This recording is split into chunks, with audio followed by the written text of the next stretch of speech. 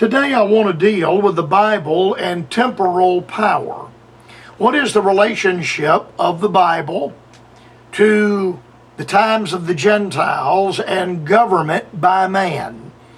And then what is the role and the responsibility of the born-again believer in relation to laws that are instituted by men, by your state legislature, by your county commission, by your city council, by your local school board? What is the response and the relationship of the born-again believer to that?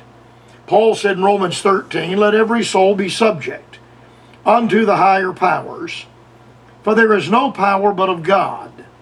The powers that be are ordained of God." We certainly are in the times of the Gentiles. And in the times of the Gentiles, the Bible is very clear, if a man shed blood, then by man shall his blood be shed. That is a governmental power, and that is the powers that be. Whosoever therefore resisteth the power, resisteth the ordinance of God. The powers that be are ordained of God. God has not ordained anarchy. God has ordained an order in society. And they that resist shall receive to themselves damnation. I pay my taxes every year. I file a tax return, and I have to pay every year, usually about $20,000. I have to pay in taxes, and I pay those.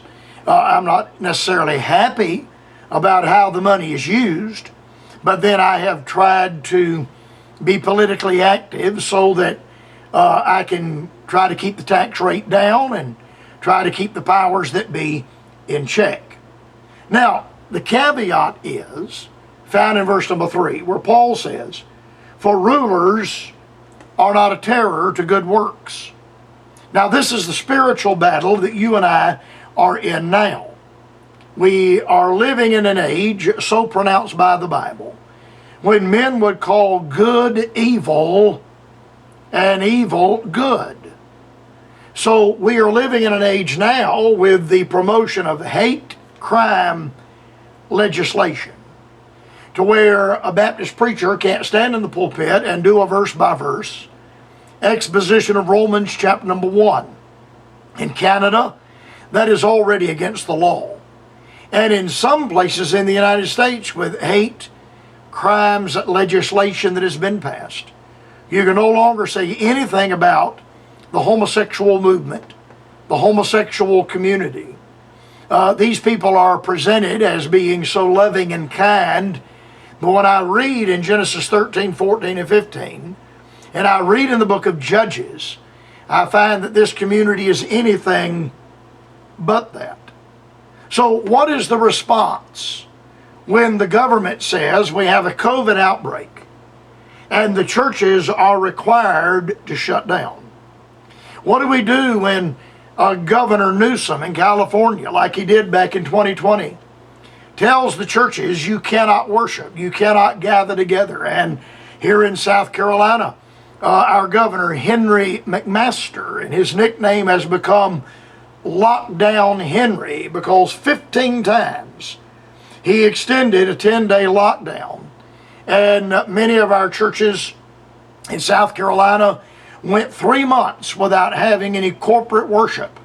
And I don't know of any of them that have recovered in Sunday school attendance and in church attendance, that have recovered from Lockdown Henry McMaster's order to lock the churches down, and extended that 15 times, 10 days, 15 times, a state of emergency in South Carolina for over 2 years, which changes everything, because with the state of emergency, then you open up people's ability to sue. They can say, well, I went to church and I got COVID, and I'm going to sue the church now because I got COVID while I was at church. And under normal circumstances, they would not be able to bring that kind of a lawsuit, but they can because of a state of emergency.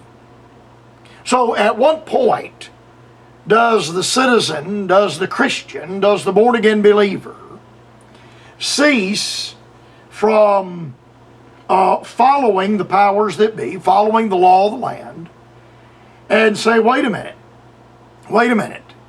It is better for us to obey God than to obey man.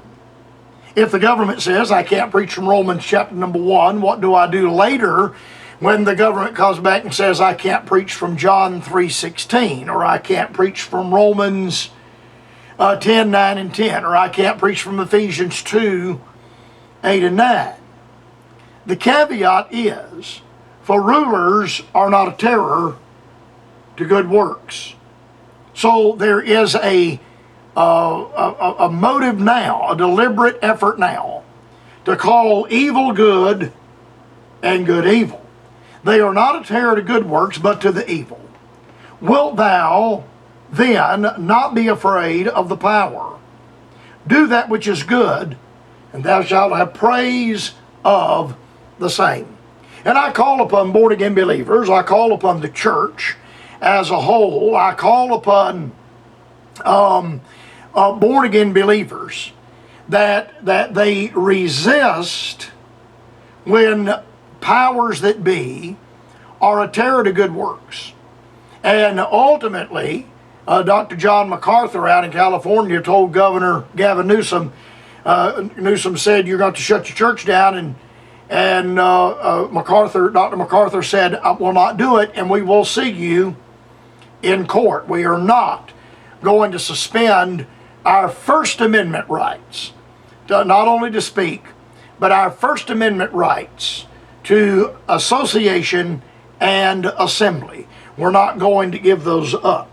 So his argument was utterly and entirely on a constitutional basis, and he pushed back against the government. Now, there are three things that I need to say today concerning the Bible and the matter of temporal power. Number one, when you and I read in the Old Testament, we discover that the Jewish system of government under Mosaic law was a theocracy. The book of Judges, where God was the king and ruled through men called judges, God was a monarch over all. When the Jews said, we want to be like everybody else and have a king, Samuel took that personally. And God told Samuel, they have not rejected you as a judge. They have rejected me as a monarch. God said, the nation of Israel has rejected me. Now, in a theocracy in the Old Testament, and I want you to understand this, it was not an alliance of spiritual forces joining together with the power of the state to do that which was good, quote unquote. It was the complete incorporation of the two into one divine purpose.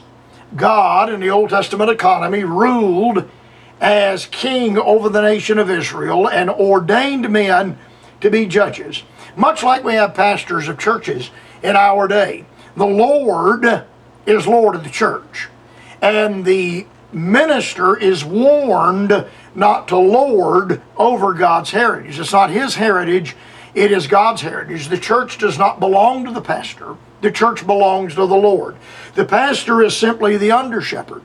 My grandfather many times said, I am not the shepherd of this congregation at Tabernacle, a church that he started and pastored 43 years. He said, I am a sheepdog running a herd on God's sheep.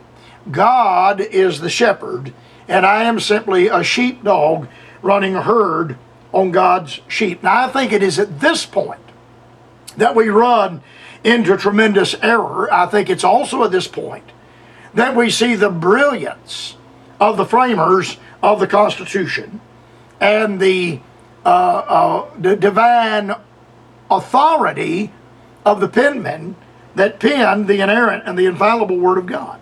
You see, in the New Testament, the believer is told, let every subject let every soul be subject to the higher power.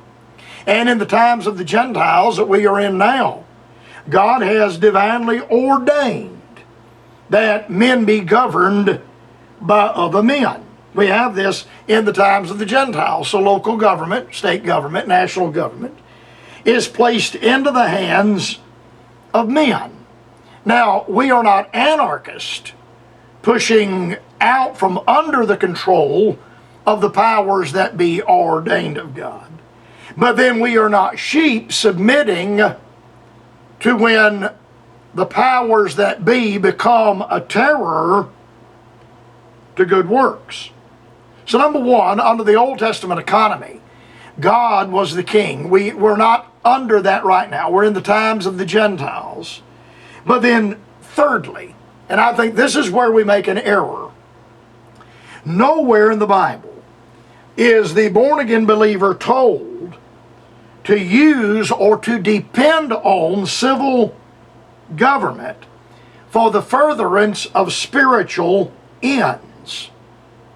You and I are warned in the Bible that, like the Roman Catholic Church with the Crusades, and if you're not a student of history, especially church history, you need to read about the Dark Ages from AD 500 to AD 1500. When I hear the word crusade, in my mind, that's always a bad word. It's not a good one. It's a bad word. And the time of the Crusades and the great wars between the Roman Catholic Church and the Muslim world. Now, I've not come to debate Muhammad and his advancing Islam at sword point. We don't have time to deal with that. But the error is a wedding, hear me, a wedding between the Council of Nicaea in AD 325 under Constantine and the state. When the Roman Empire became the Holy Roman Empire, and the civil government of the Roman Empire and the theological branch of the Roman Catholic Church became married together, and that marriage is still alive and well today. You understand that the Vatican is its own country. It has its own military, it has its own currency. The Pope is not only a Pope, but he's also a president. He is a king of the Vatican, which is its own country. We send an ambassador to the Vatican and recognize them as their own country. We make a terrible error when we try to wed civil government together with the church to accomplish our theological ends. And I think we get swept into the minutia of the church losing its independence and losing its power. The rulers, the civil rulers, in my opinion, should be made up of born-again believers. And there is no question that in the framing of our country, many of the men that signed the Declaration of Independence did not have political science degrees nor law degrees. They had theological degrees. They were Bible-believing men.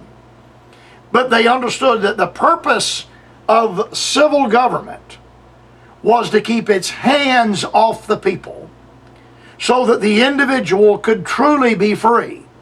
So if an individual wanted to go to church, they could. They could go unmolested.